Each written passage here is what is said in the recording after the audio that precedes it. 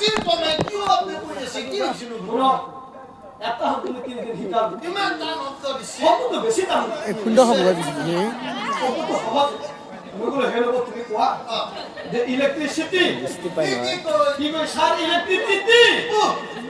মগুলো হেলব তোমার হলা এইবার কোয়া যে ইলেকট্রিসিটি কি কই সার ইলেকট্রিসিটি এদিন নয় তিন দিন শিকাল ওহি যাবে আপনি সি মই কথা তো ছাত্র কানে এসে মাস্টার সরকার নেই ইউটিউবে দিয়ে বলে মত তো করছো হ্যাঁ মত তো করছো আপনি চিন্তা করবা নালগে সেটা চলি তো জীবনটো ধ্বংস নকরব উলে আনবা নেব কিন্তু এটা কথা আমার বাপু বেটাটা কইছি তার কিন্তু বলেও বেশি হল না এই কারণে সব কথা উচ্চারণ করবা বাবা তার ক্যাপাসিটি নাই ক্যাপাসিটি কি ছাত্র কইলে পিপিটি আর বাবা এবে বলছি ক্যাপাসিটি আমাকে রাতে না ওই মাস্টার জামালছি এটা চলি তো আটটা বসি আছে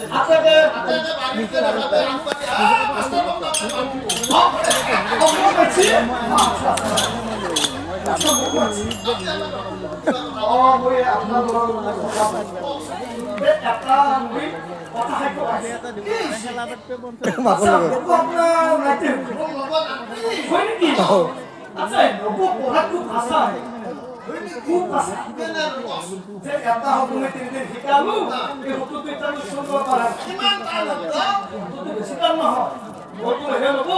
তুমি কোয়া যে ইলেকট্রিসিটি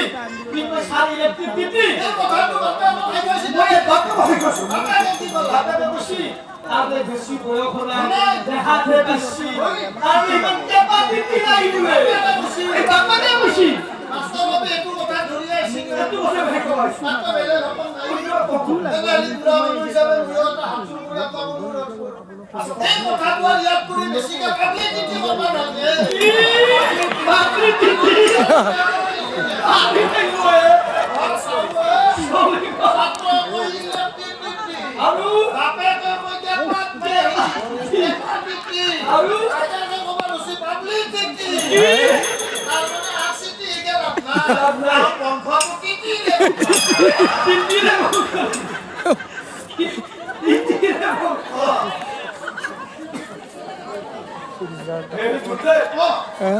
জমিন কিন্তু মানুহগিলা ওজা গিলা বিৰাট জমে ই বেছি জমে ইউটিউবে দেখছে না এনে ওজা মানুহ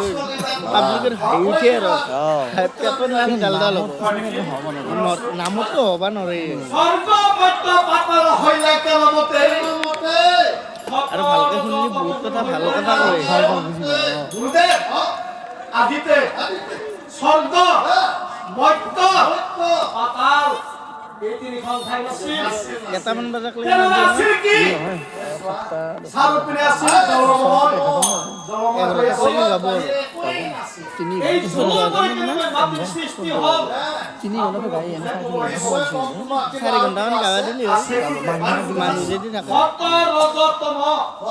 রজতম এই তিনিটা গুণ খার পরে কিন্তু সৃষ্টি তাতে হল একো নাহে ন সেন্দা কিন্তু মানুহ নাহে আমাৰ জায়গা মৰিব যায় জগাত মাতি আমাক কালি যদি আমি এৰিব নোৱাৰো বাপা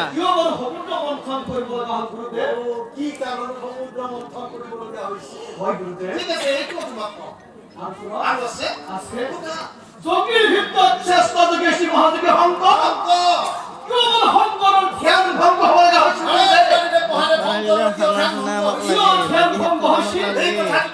বড় তোর লগত লগাইছে দেখছে না